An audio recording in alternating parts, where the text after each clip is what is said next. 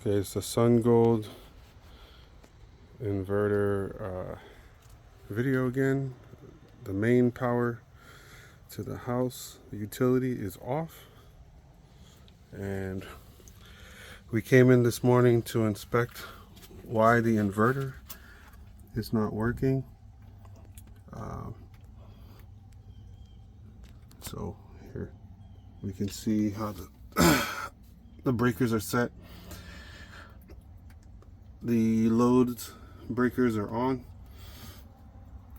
and so batteries are connected here, positive, negative, out to the house, and nothing. And so I took a look over on the side here, because we just installed the new PC, the main boards, those just two boards, and you can see number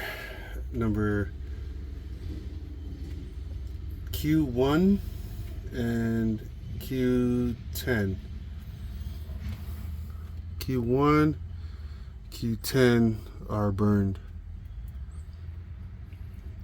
Yeah, so this is a ongoing issue, and I guess at this point we need to just replace this, because I